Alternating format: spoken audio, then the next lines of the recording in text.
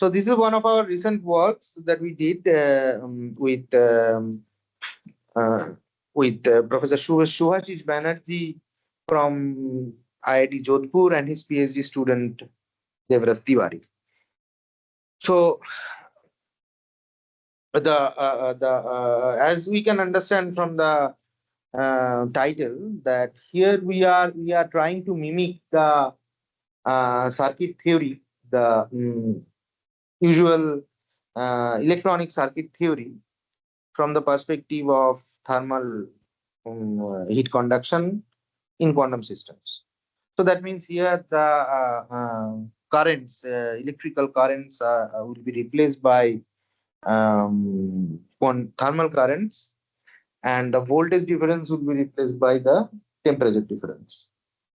So this is important in the sense that this is one of the promising candidate for mimicking electronic devices or electronic integrated circuits in quantum theory. So our goal is to, I mean, a long-term goal should be to produce a model of a quantum microprocessor, uh, thermal microprocessor, as opposed to the usual microprocessor that we know. So for that, we need the basic components of a circuit. That means we go back to the diodes and transistors, which are the fundamental diodes, transistors, resistors, inductors, and capacitors, which are the primary components of any electronic circuit. So in the last decade or so, there has been many works, a plethora of work, in fact, in quantum thermal diodes, quantum thermal transistors, and other less complicated circuits based on that has also been developed, like quantum thermal Wheatstone bridges and some others.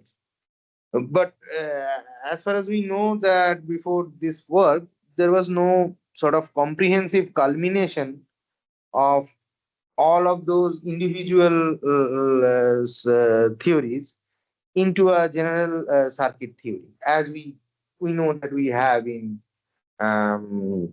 classical electronics. So here is our primary motivation is to give a comprehensive, present a comprehensive, or at least the initiation of a comprehensive thermal circuit theory. So we want to see that whether we can mimic the Ohm's law, in this case, and then the other laws like um, Kirchhoff's current and voltage laws, and so on. And then we will also give some novel circuits, thermal circuits, like one thermal ladder, super Wheatstone bridge, and so on. We will also discuss a few of the previous models, like transistors and diodes, and also so on. Also, yeah. So first, I will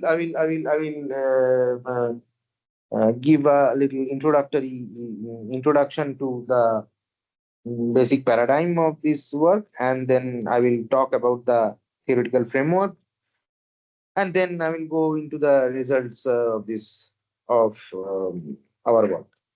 So that includes, of course, the current voltage laws, Kirchhoff's laws, and then a few novel devices that we have constructed here. And then I will also try to shed some light on the future prospects of this work. Actually, this is what we hope, that this work is the initiation of a series of future works involving in a more comprehensive development of thermal integrated circuits. So it has both the aspects of analog circuitry and also, more importantly, so the digital circuitry. So as we know that all quantum systems are inherently subject to uh, interactions with surrounding environment. So here we are not in the paradigm of unitary quantum dynamics. We are considering a more general dynamics governed by the LGKS master equation, that is the Lindblad type master equation. We will mainly here restrict ourselves within the usual Markovian master equation, which can, of course, be generalized further to more robust non-Markovian dynamics. I will at the end I will talk about such generalization will do. Yeah. So drawing from classical design, circuit design. So quantum equivalent or thermal, I should say thermal equivalence of diode transistors has been done before. Resistors, yeah, we will talk about thermal resistance here. I mean, what is the sort of the substitute of resistance in this particular case we are talking about? And as far as I know, there are still there is no example of thermal inductors, which I will talk about a little how to though it is not, we haven't done in this particular work, we haven't done thermal inductance, but as a future prospect, I will try to shed some light on it. Okay. So as I have said before, that here we are considering heat currents or manipulate heat currents to create quantum versions of electrical devices. We will analyze the heat flow patterns in quantum networks, thermal networks, in essential to model these quantum thermoelectric devices. Then we will consider more complicated thermoelectric quantum networks, of course, from the backdrop of Markovian dynamics in the steady state regime. We will model a quantum thermal resistor first, and this resistor will be identified as the interaction Hamiltonian strength. Can you give an example of what can be a thermoelectric quantum network? I'll talk about that later on. That is coming. Okay, so we will try establish the laws of quantum thermal analog of an electric circuit, which is analogous to Kirchhoff's current and voltage law, treating qubit as a node here. Okay, we will also prove the existence of quantum thermal step transformer. Then we will also develop two novel quantum thermal circuits. One is a thermal super Wheatstone bridge and a thermal adder circuit. The thermal adder circuit is of course motivated by the operational amplifier circuit from electronics. So this is the reference of our work. This is just published 2 months before. And yeah, Devarat Tiwari and Professor Shubhashish Banerjee from IIT Jodhpur, IIT Rajasthan are the collaborators in this work. So as we know that a general quantum evolution, we can represent a general quantum evolution as a Krauss decomposition like this. So a quantum system, which is the concerning system, is correlated with a much bigger environment, which is also considered to be another quantum system by a global unitary acting on it. And if you now measure on the environment basis, then we get the reduced representation of the quantum system, which is this is the closed expression of this. This is a famous Krauss's theorem, where this Kj is at the Krauss operators. And this is the generator. The second equation is the Lindblad master equation, which is the generator of this completely positive trace preserving map, which is the Krauss or Krauss maps. So it is important to understand that not always we do have a Lindblad type generator for CPTB maps. All CPTB maps does not have a Lindblad type generator. That means for all completely positive trace preserving operations, we cannot have a Lindblad type master equations. So only operations which are invertible, for them we have an exact master equation. All of them we have an exact master equation of this form given in the second equation. Example where we do not have a master equation, for example, if we have a pin map, that means all the initial states are mapped to a certain particular fixed particular state. This is the kind of an operation which doesn't have an inverse. So we do not have a linear type master equation for such evolutions. In general, these gamma i's, which is the Lindblad coefficients we call, they are time dependent, and this can be both Markovian and non-Markovian. But in this case, we are considering the specific case of Markovian evolution, where these gamma j's are considered to be constants, positive constants. Okay, so I have a very stupid question. Yeah. I think I misunderstood something. So if you take USP in your equation of after the up to be a oh no, maybe I think I'm understood.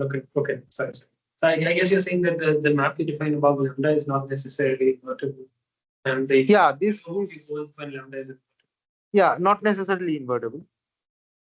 oh yeah, lambda is not in general invertible. Not but generally when it is invertible. invertible, you have Yeah, for example, if it is not, I mean, if you consider, I mean, the example is if you Yeah, so it write it in a vectorize the whole thing, and the transformation matrix, if it is not full rank, then it's not invertible. But yeah, I mean, talking of this, I mean, if for some of them where you can do the Moore Penrose inverse, for them you can at least come to a I mean, master equation for that, which is definitely not exact but workable.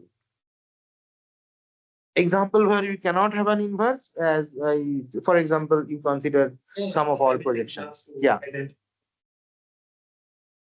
So now, since we are talking about heat transfer, so this is the definition we need to consider also. So this heat current is considered like this: stress of H, which is the Hamiltonian, Li over rho s. Li is nothing but the this whole thing, this Lindblad operation, the second term in the rightmost part. How we are coming to this? So just this is the power, that is work done per unit time, which is stress of H dot rho s, H dot rho s. So this is, I mean, you just take the time derivative of the energy, average energy, that is stress over H rho. So it has two parts. One is stress of H dot rho, and another is stress of H rho dot. H rho dot is nothing but this part. H rho dot can be replaced by over Li over rho s, sum over all of them. And this part is identified, the other part H dot rho is identified as work done per unit time. This is nothing but the conservation of energy. Are we getting Mhm. like, why is that the right definition? Probably understand. No, I mean, right definition, this is one of the definitions. There are other definitions of heat currents also. What is the intuition? So It's like if I have the net blood written, how would I? yeah, so the this I is don't know this. yeah, sure. It's very nice. Yeah. So this is you can say that this is the first law of thermodynamics. So the total heat, I mean, the total energy exchange is divided into two parts. One is this work done, and another is the internal energy. So if you consider this total energy, that is stress of H rho, to be the internal energy, and time differentiate of that, it is of two parts. One should be identified with the work done, another should be identified with the heat exchange. Now, why H dot rho is the work done? See, if you have a time dependent Hamiltonian, and you do not have any environmental interaction, it is, let's say, it is only evolving under an unitary. So then there is only work done exists. So this part is there. So I'm trying to answer it most naively possible. So trace of H dot rho is there. So quantity is there if H is time dependent. But you cannot have H over L rho there, because L comes explicitly from open system evolution, from the presence of another environment. So that's why this term trace of H Li over rho is identified as the heat exchange, and the other part is, of course, has to be the work done. So, but this is, of course, not an unique definition. There are questions about this. For example, in presence of coherence uh, or other correlations, whether this will always work or not, there are debates. So this is one particular version of definition that we are taking. This is not an exhaustive definition of first law of thermodynamics. And for example, here we also consider another definition of this may be a little confusing, but I will explain. Another definition of heat current that is given in this blue block. This Before you know, it's just a small follow-up. So when we say work done, is it related to the work you can extract? Is it like yeah, work done either by the system or on the system. Thermodynamic work done. Is it clear how the ideal system is the model from which you can extract? So, but it is not. I mean, no. Even it do not associate it always with the extractable work or useful work. It may not be. It may not be. It's like an upper bound of the. Yeah. For example, if you consider within, let's say here it will be, if you consider within the thermal operation, where the total energy exchange is conserved, so then this is fine. Then you can consider this to be the useful work done. But let's say there is some losses involved. The Hamiltonian is not. I mean, the interaction Hamiltonian, if it does not commute with the system plus Bath Hamiltonian, so then there is some losses involved. Then this definition may not work. So if you restrict yourself within the thermal operation paradigm, then I think it is fine. But then again, there is another heat current definition that we are considering, JLK, which is I trace over rho commutator of HLK, that is the interaction Hamiltonian between Lth and Kth qubit HK. Why? So yeah, so why is important? Sorry, here. So for example, consider this diagram, the A diagram. So there is two baths involved. You see these red and blue half circles. So the first qubit is connected from the left with a bath, and then connected from the right with another qubit. Now this L over rho means It's the last. This L over rho means the heat current due to the interaction with the environment. So that means it is the heat either drawn from the environment to the qubit, or heat drawn by the environment from the qubit. Now from the right hand side, the qubit is associated with another qubit, so there is no environment involved there. So how do you define the heat transfer from one qubit to another, 2 to 1 or 1 to 2? So for that, we need another definition of heat current, which is given by this. This also comes from, conservation of energy thing.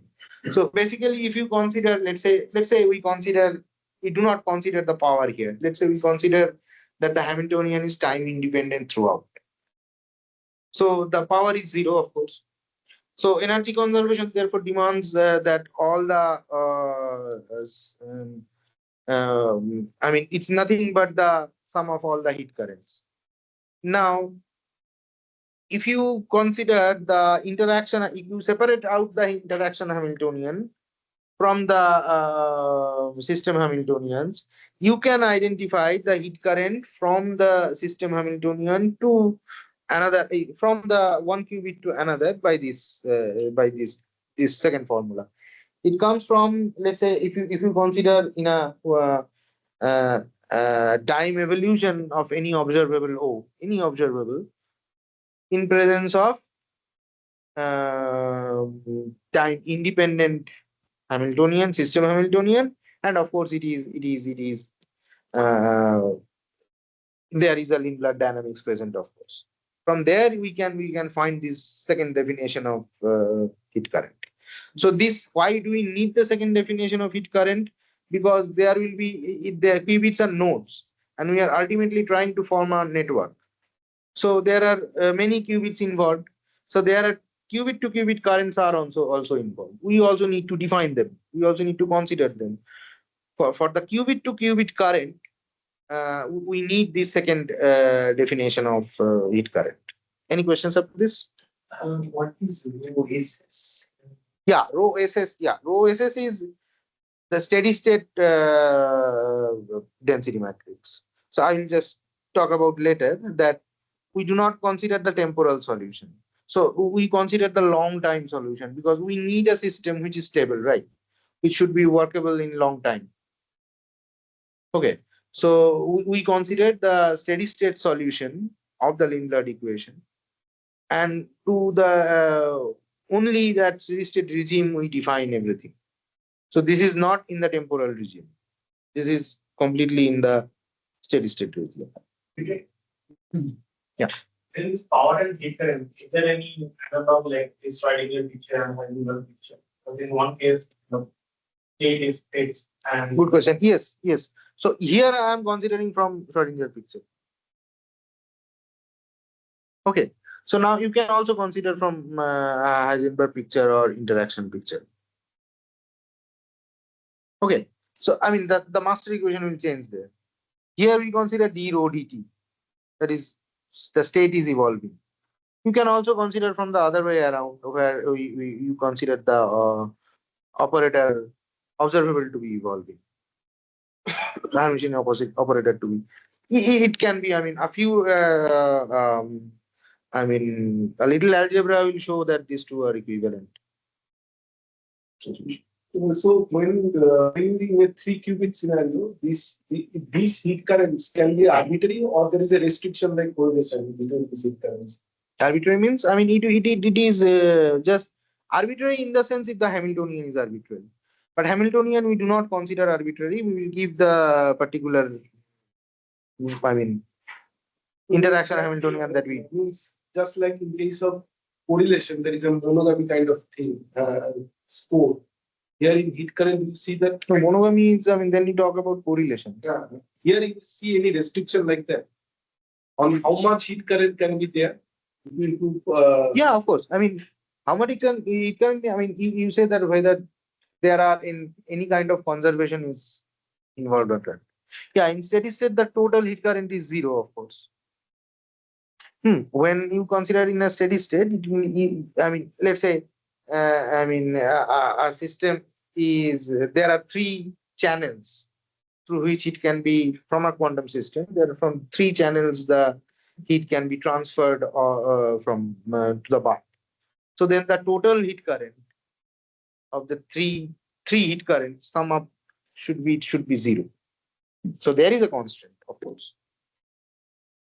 Monogamy also no, and we are not also. I mean, that will come when you consider correlation.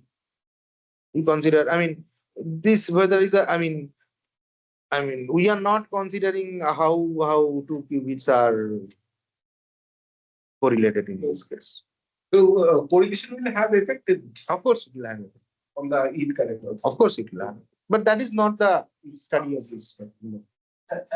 Yeah. And I'm not getting much clearly from getting this image. So if you are considering heat current for qubit A to qubit K, why this commutator have A, K, and K?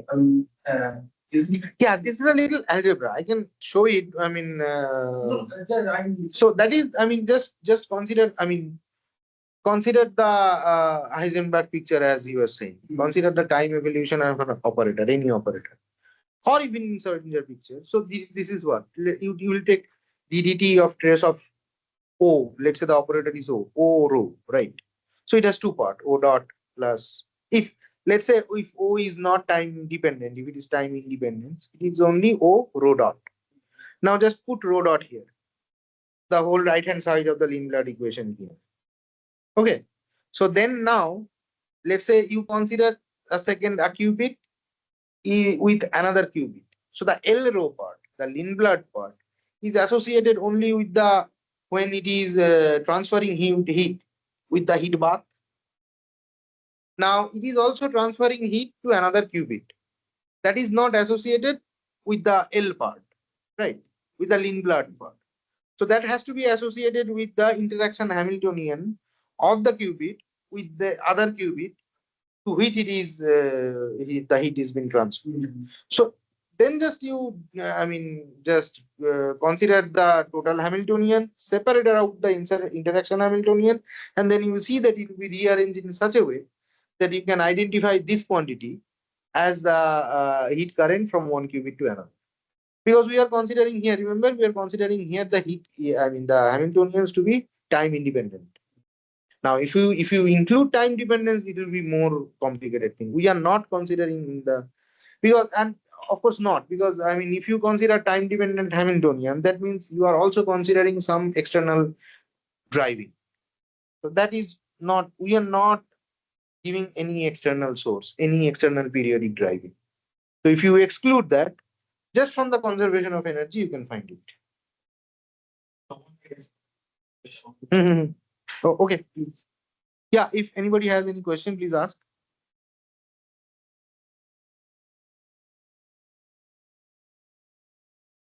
Anybody online has any question?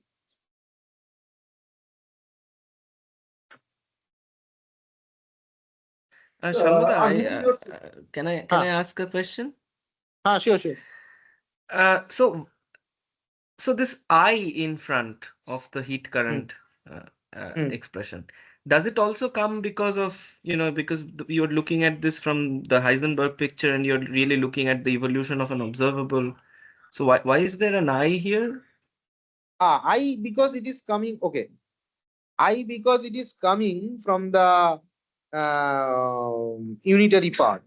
That's the von Neumann equation part. I rho a commutator of rho SH. Okay, so that's what it's I was just talking that. about. Okay. So the second part, that is the Lindblad part, it is associated with the heat transfer to or from the bath, right? Now here we are talking about the heat transfer to or from another qubit. So that cannot be associated with this Lindblad part. That comes with the Hamiltonian part, right? Now this Hamiltonian is the total Hamiltonian.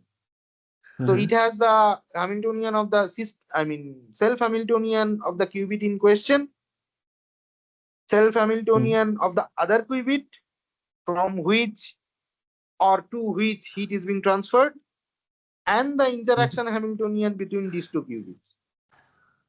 Yes. So then if we separate them out just from the conservation principle, we can understand, we can clearly see just after some algebra that this part that I'm talking about here can be associated with the heat transfer from one qubit to another. Okay, so then you can also define like a total heat current kind of a quantity by just summing up these. Okay, okay. Exactly. You are just branching them out. Okay. Dividing them into different. Okay. Anybody else? You are a Okay. Anybody else online has any question? Yeah, sure. This JLK that is been defined, we can have like an equivalent definition like JKL, right? So is it something like JKL is supposed to be equal to negative of JLK if we are in a steady state? Something like that? It is possible, but not always. Because But aren't we in steady state? We are in steady state. Hello? Am I audible? Yeah, I'm audible. You're audible, but I'm very confused of why they should not be negative of each other if they're in steady state. It can be, but not always, because you see that you just replace LK, L with K and K with L. Then this HLK, which is the interaction Hamiltonian, which stays the same. But HK is now replaced by HL. Now we do not that was know the origin that, of the question. yeah, But HK and I was confused. I'm confused say because if we are HK talking and specifically. If HK and HL are of the same basis, let's say both are sigma Z Hamiltonian, then what you are talking about is fine. But with there will be a factor of the strength that will be there, but they are opposite to each other. We will use that later. But let's say one is its sigma in is Pauli Z Hamiltonian, another is Pauli X Hamiltonian. Then you cannot say that now. Yeah, I mean, I understand that, but I was confused because we're talking about steady state, and if I just, think of in terms of just two physical systems with when we're not talking about these qubits and stuff, so we're just talking about heat exchange. And we say these two systems are in steady state, then wouldn't that mean that the amount of heat that is going in one direction should be equal to the amount of heat that is leaving from the other direction? Yes, that will be. I mean, let's say we consider every qubit self-Hamiltonian to be in the computational basis, and there are, let's say, Heisenberg type interaction in between them. Then what you say is correct. We will use that in steady state, of course. All right. Yeah, because I mean, you will see that we will utilize to come to this. I mean, when we talk about Kirchhoff's laws and all that, that is also conservation of the currents, right? So that property that you are saying will be utilized to find that.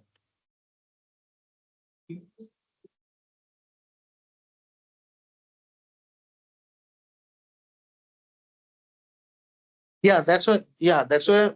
Question is asking if the state cannot have classically you can have state.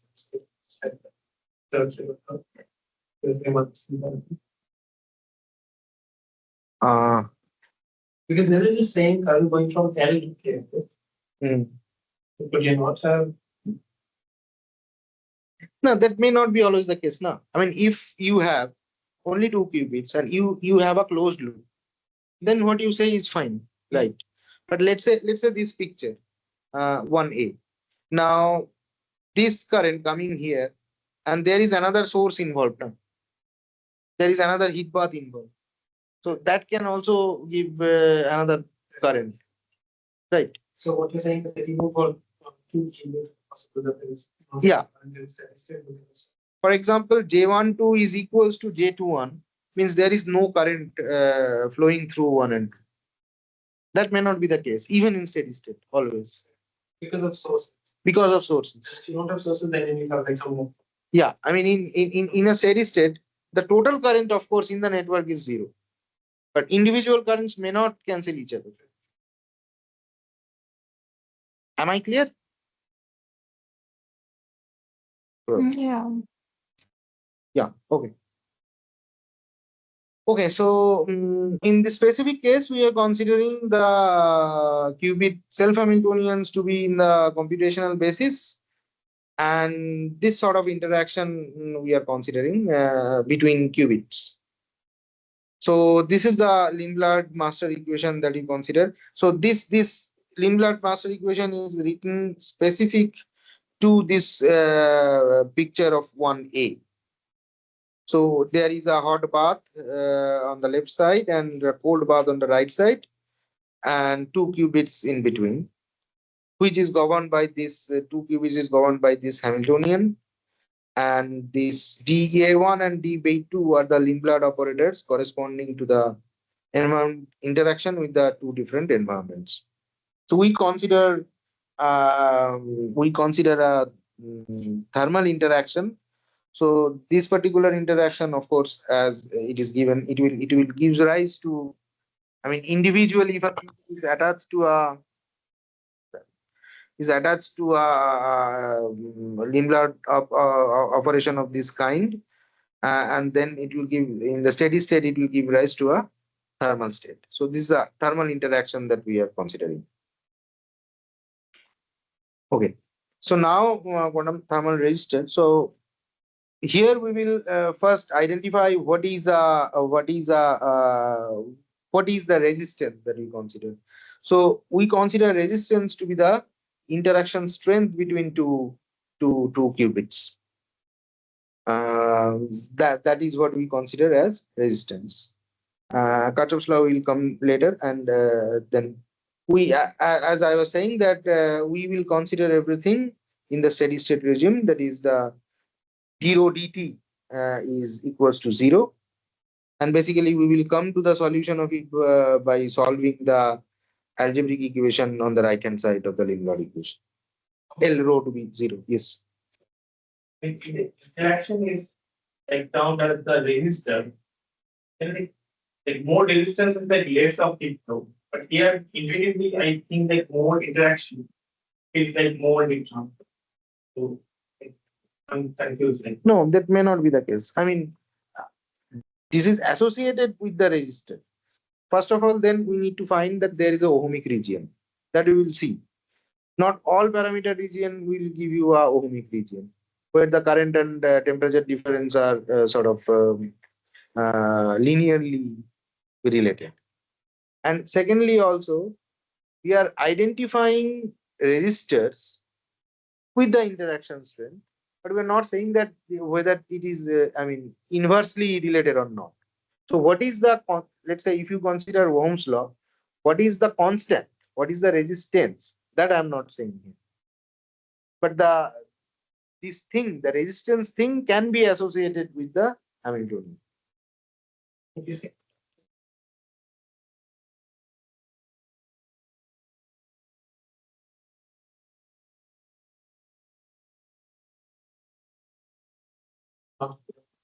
Yeah, it's not exactly clear because it depends on whether you have a ohmic region or not. There is, of course, we will see later that there is a ohmic region, but that is very constrained, not in general. Okay, so for the let's say the 2 qubit picture of 1A, the 2 qubits are in between two paths. This is the Hamiltonian we considered. Okay, then again, this is the master equation and that I have just described. We can just yeah, those are steady state corresponding to this master equation given by this. I have not written these coefficients alpha II and eta II. These are a little complicated expressions, and if you are interested, you can see from the paper. But for our purpose, exact expressions will not be important. Okay, now let us go to Kirchhoff's current law. So consider the heat currents, let's say curly j jk from nth different sources to a qubit k. So that source can be another qubit, or that source can also be heat bath. So then the sum of all heat currents should come up to be 0. For example, if you consider the figure 1a, that is 2 qubit in between two baths. So the heat current from the bath coming to the qubit is JB2, which is of course trace of H2 dB2 over rho SS, which we see that this is the expression, and the heat current coming from the qubit 2 to qubit 1 is, we can easily check that this is the exact opposite of that. And so JB2 plus J12 is equals to 0. So this is a verification, not the proof. It may look like a little obvious, but if we discuss the proof, we'll see that it is not so obvious. So let's say we will let us, I will not discuss proof corresponding to all the results, but to put everything into perspective and to explain the methodology a little, one or two proofs I will discuss. So consider a general system with n nodes, where each node is coupled to all other. I think there is some noise is happening. Anyway, let me put it. Yeah. Consider a general system of n nodes where each of the node is coupled to all other nodes. Each node is of course weakly coupled to the respective bosonic thermal bath. Weakly coupled because under strong coupling we do not have a Markovian interaction. So that's why you consider only weakly coupled. Okay, so this is the total Hamiltonian of the system, of an arbitrary system with n qubits, which is the self-Hamiltonian, n self-Hamiltonians of the qubit, and the sum over all the interaction Hamiltonians. So the self-Hamiltonians are considered to be, of course, in the computational basis is sigma z, Pauli z Hamiltonian, and the interaction strength we just discussed previously, which is like this. So this is the total Lindblad equation for this given in equation 6. So that is the unitary part, and these are the Lindblad parts for corresponding to each of the parts. So now let us pick only mth mode of this total system. Mth number of qubit we are picking up. This node M will have quantum heat currents from all the sources, that is from all other nodes interacting with it, and also all other bosonic baths interacting with that qubit. So now if we just consider the energy of that particular system, qubit, that is trace of h rho, if we take the time derivative, it of course has two parts. So the trace of h dot rho is the power part, and the second part is the hm. This is the heat current part. Where the left hand side of the above equation denotes the rate of change of energy of the mode m, and right hand side, of course, is the first term is the power, and the second term is the heat source, heat current. Now, if we now multiply equation 6, that means this one, with hm, so we get this one. So hm is multiplied on left side of each of the terms. And now if we take the trace on both sides of this equation, trace of hm d rho dt, it can be rearranged in this way. So the first is that minus I trace hm hs rho minus hm rho hs, and then the all other terms are trace of hm over the Lindblad over rho. So you see the over the Lindblad over rho, each of this term is nothing but the heat currents coming from the bath or going into the bath, and we have this Hamiltonian term, commutative term. Now, if we rearrange this part a little, we can find that this commutator term can be written as minus I trace over hm hs rho, which is, yeah, okay. Now hm and hs rho, when we from this term, all the other self-Hamiltonian term it will commute with, because all are in sigma z basis.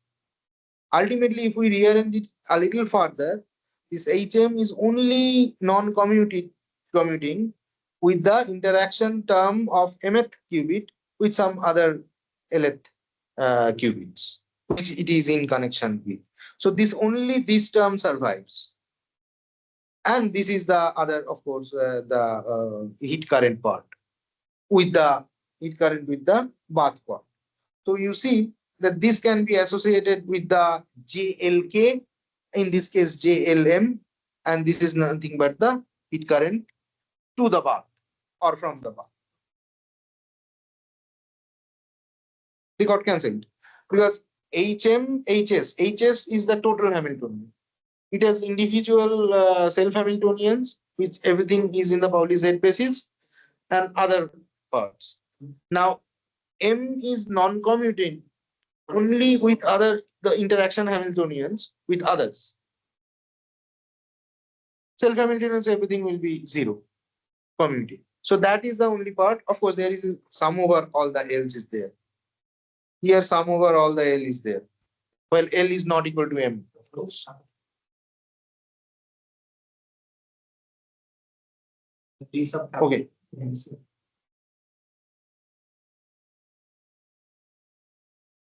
Oh, capital M is, we denote capital M because it is, from bath. Capital M at bath. The small m denotes the qubit. So to distinguish that, we consider it to be capital M. There's only one. If we assume that there is only one, but if there is more than one bath, then of course it will sum over that will come. So if we now of course from here the left hand side in the steady state region, trace over hm d dot dt is 0, sum over all the currents. So right hand side therefore is sum over this JLM plus the heat current is equals to 0, which is nothing but the proof of the Kirchhoff's current law. So again, there is another thing called quantum thermal transformer. That to see limitations. Here it's exact, but like what around it would be scale class.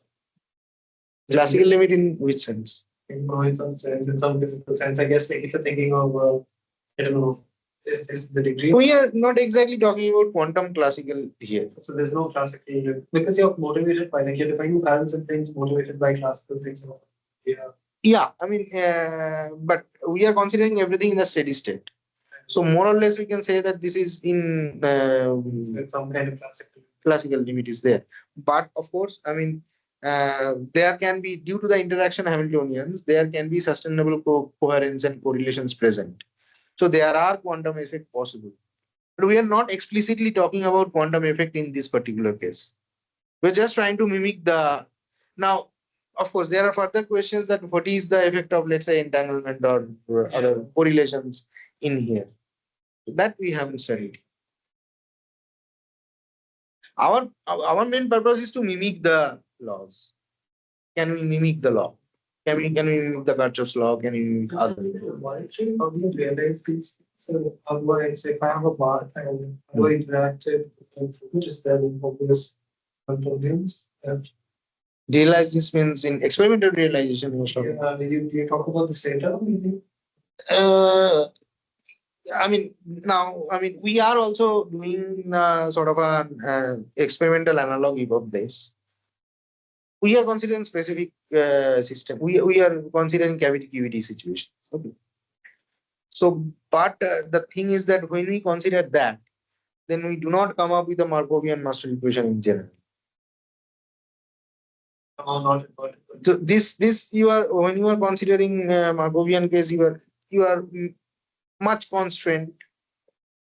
But let's say if you try to, I mean that that is also a future direction in the sense.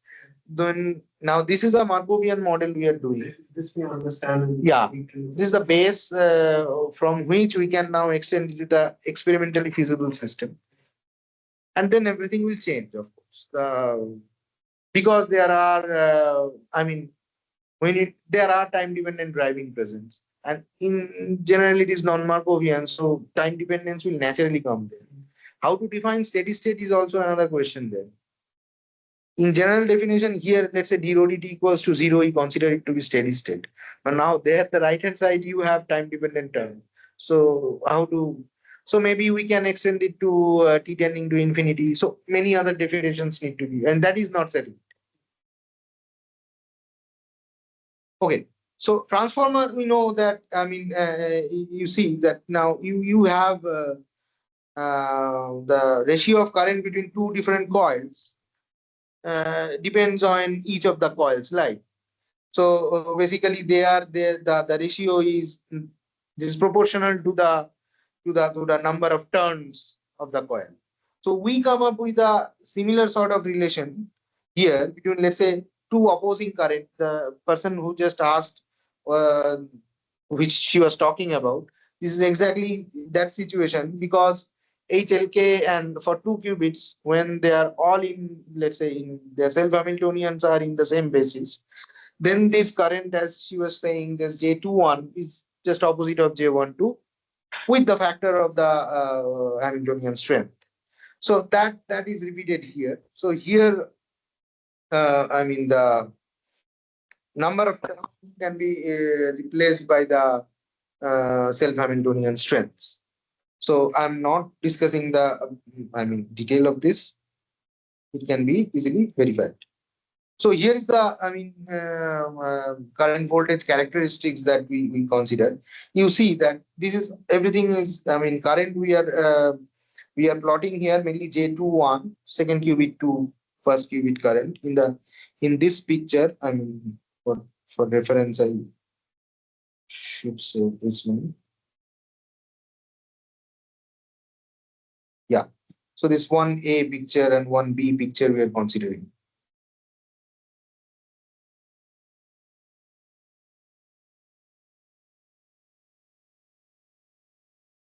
Yeah. So you see that there is a constraint region very where we sort of mimic the Ohm's law.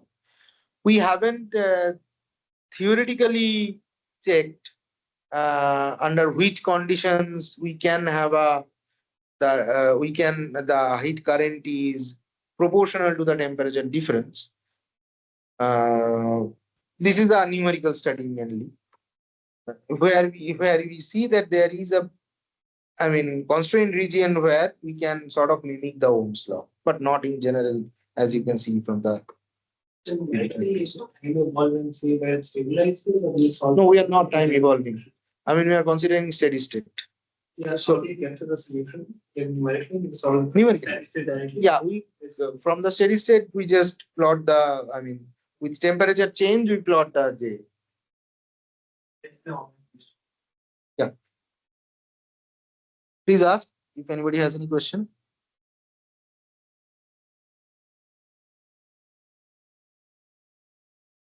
Hello.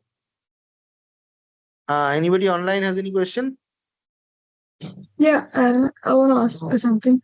So, in this when we usually study about ohms law and stuff, we also come across something like the Joule's law of like heat transfer, or something, right? So, in the first case, we have like two qubits interacting with each other, but we don't have the notion of uh, heat current there, right? So I'm very confused if we have like a similar Joule's law kind of thing here, and we have like this relation, this IB relation that you're talking about.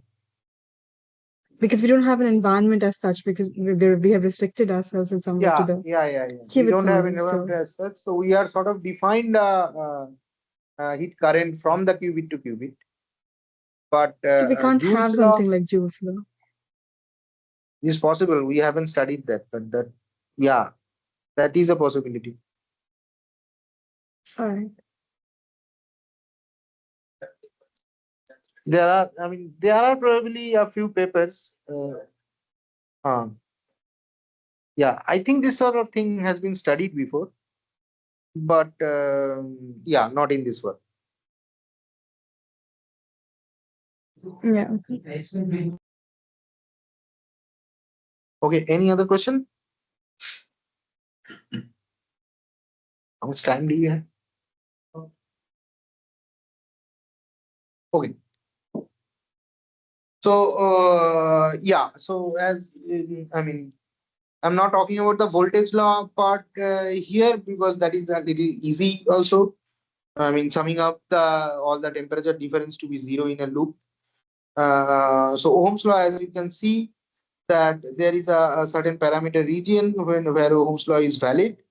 The analog of Ohm's law is valid, but not always. One question. Yeah. Go to the So T is temperature here.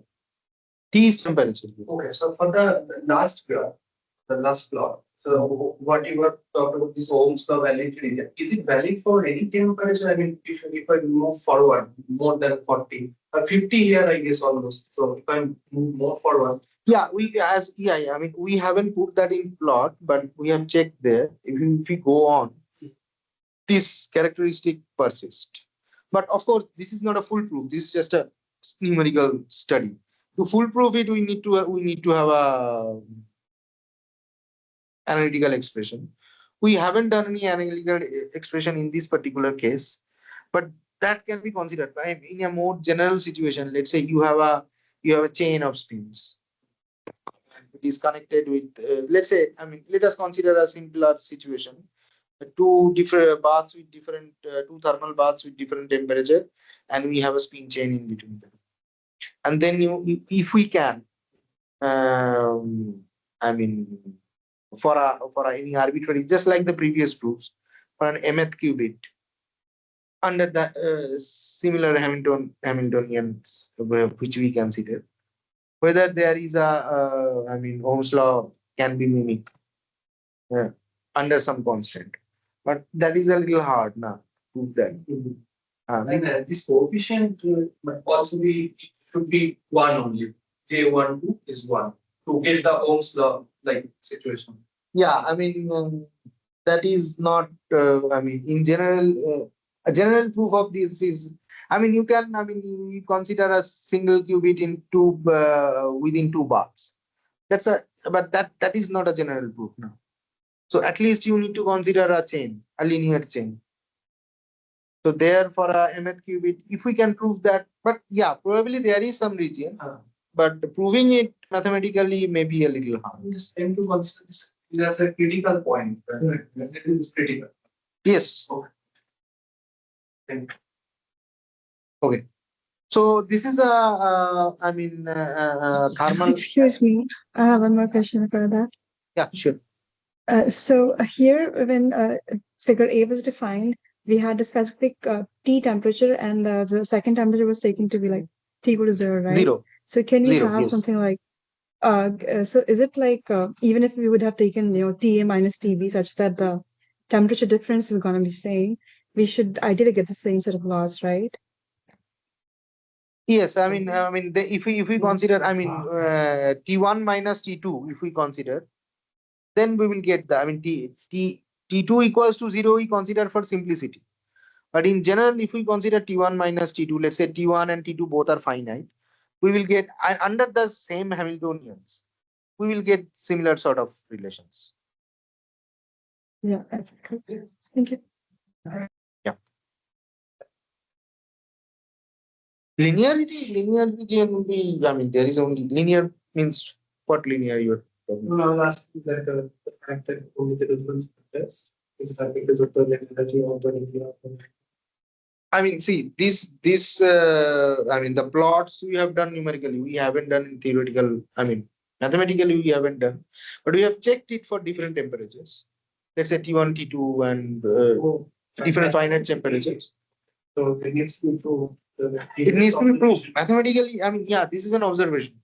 So when we say that Ohm's law is, there is a region, what is Ohm's law? No, I wasn't asking that. I was just asking whether the plots that you got, they only depend on the temperature difference. This fact itself, is it hard to prove? No, it's not only depend on the temperature itself.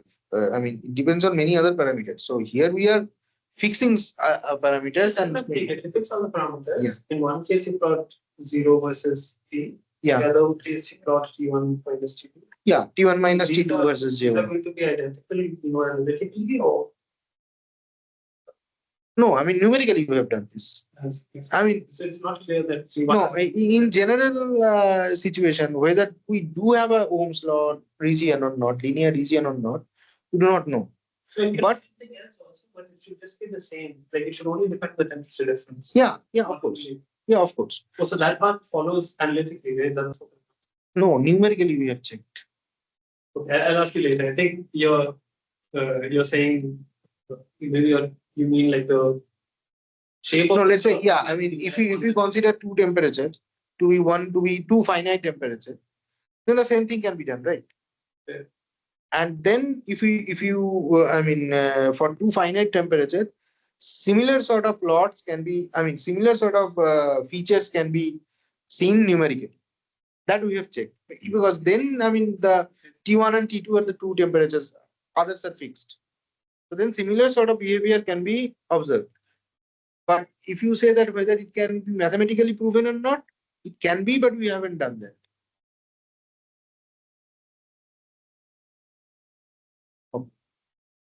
So this is a thermal adder circuit. The motivation comes from the amplifier circuits basically. So here, so n number of qubits, let's say, are attached to different baths, T1, T2, Tn, and all that. Right. And it is connected to, let's say, to a single bath on the right hand side. So here, if we see that this adder relation is, this is also I'm not talking about, I'm not explaining the proof further. The method is similar as we have shown previously. So that this J alpha, that is the heat coming from or going to the second bath from this nodal qubit alpha, J alpha is equals to minus omega alpha, and all these other currents will be summed up. You can the proof is similar to the proof of quantum thermal step transformer that we just talked about a little before.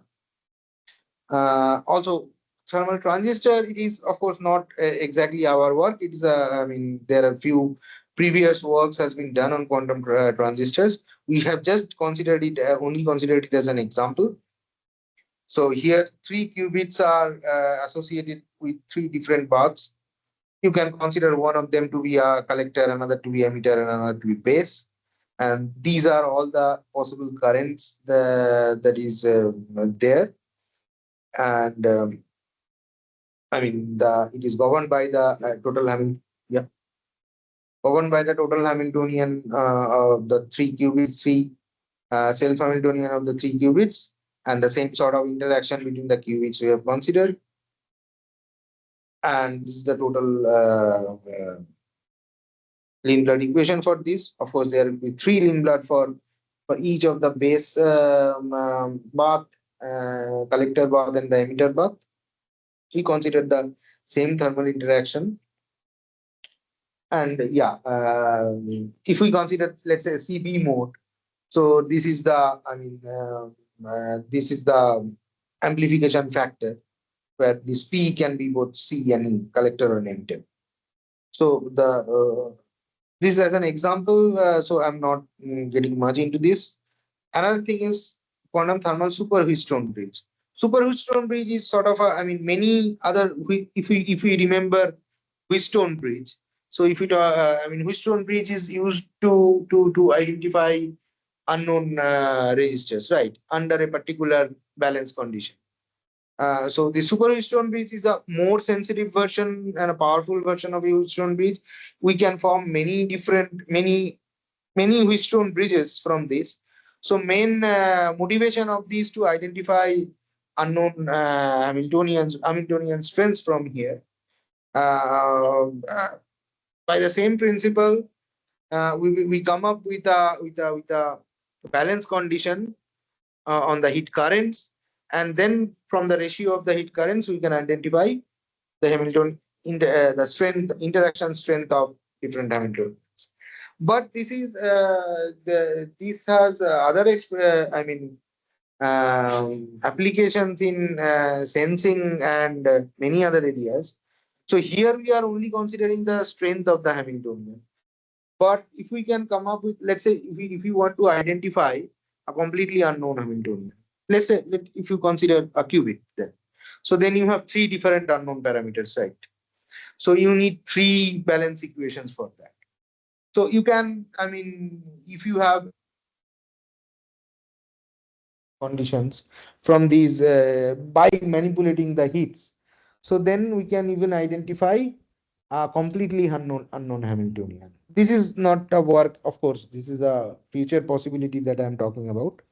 And also, if we can do it for qubit, then we can sort of extend it to many dimensional system. So this is a future aspect prospect from the, which is of course not exactly aligned with the motivation of this particular work, but this can be utilized and in other areas of quantum sensing and metrology also. Okay, so this is just the total Hamiltonian of the super Wheatstone bridge circuit that I am showing here. So utility of this is of course to accurately measure an unknown Hamiltonian. Of course, using Wheatstone bridges in conjunction with any other techniques to enhance accuracy, sensitivity, or measurement strength. But for us, the most interesting aspect which I just talked about these Wheatstone bridges and super Wheatstone bridges is that to whether we can manipulate the uh, heat currents in this sort of circuits to identify unknown Hamiltonians. Okay. So yeah, there are some other things also, but I am sort of, I mean, refraining myself to talk about separate components like diodes and many other things. So this sort of gives us the sort of covers the main aspect of this work. So in conclusion, we can say that we have presented a comprehensive schematic for our quantum thermal circuit theory. not comprehensively. There are other aspects are remains to be seen, like Thevenin-Norton theorems. And as somebody asked about Joule's law, but here somebody present here is saying that there are works on Joule's law in this case, but we are still to identify how to associate let's say inductors or capacitors here, because inductors, when you talk about inductors, so that means that you have to consider periodic potentials, right? Now here potential is replaced by the temperature. So what it means actually by a periodic temperature of a given heat bath, and can we manipulate the temperature in such a way that is still not sure. So that is one aspect. But can we also, there are other way to consider that also. Instead of periodically evolving the temperature, by using periodic Hamiltonian, can we mimic that? We do not do much with the temperature, but if we consider a driving Hamiltonian, periodically driven Hamiltonian, can we, in a sense, find a inductor like behavior? That remains to be seen. Same thing goes for capacitors also, because inductors and capacitors we need for the as the non-linear components I mean, sort of, if we, let's say, if we want to build a operational amplifier, so if we want to do integrators, differentiators, and all this stuff, so then we need capacitors, inductors. So that remains to be seen. There are other applications, of course, in the region of metrology, sensing, as just one I have discussed, that there is a possibility to devise a method to find unknown Hamiltonians for finite dimensional systems. Uh, there are, as I was talking about, there are construction of more complicated analog thermal integrated circuits remains to be seen. But also there is another aspect of it, is the digital aspect of it. What I am talking about, it's from the analog circuit. Now, similarly, since we can produce diode transistors, of course, there are also previous works on this region on developing quantum gates. Not quantum, I should not say, at least classical gates, at least. The universal gates we can construct. So if we can construct that, then the digital circuitry is another aspect of it that we also want to investigate. And of course, everything, as somebody asked previously, everything we are talking about is in the Markovian domain, which is constrained. Uh, to relate everything in a with an experiment, which we are of course trying to do and collaborate with experimentalists. So we are specifically interested in the cavity QED situation. So, but there, of course, we need to generalize it to a much more, to a non-Markovian situation. But whether all these things are valid, the results that we have shown here, are they valid in a non-Markovian region, remains to be seen. Yeah, and also there are other applications also in parameter estimations. And also, let's say, when we are considering, we need some learning protocols in this sense. Let's say we consider a complex networks when you consider a circuit that involves many qubits interacting with each other and also baths. So that sort of gives us a network of qubits where they are considered to be nodes. So now let's say it's a many dimensional situation. So we cannot exactly solve that. Even finding the steady state is hard. And there are maybe hundreds of parameters involved. So now all the parameters regions are not the interesting region for us. So whether which parameter region is interesting for a given let's say a given desirable output. For example, let's say if some sort of capacity we are defining. So given a range of capacity, which parameter regions are interesting for us? That is another aspect of study that we can consider, but these things are still not defined, and so that's why I cannot pose the problem in a definitive way.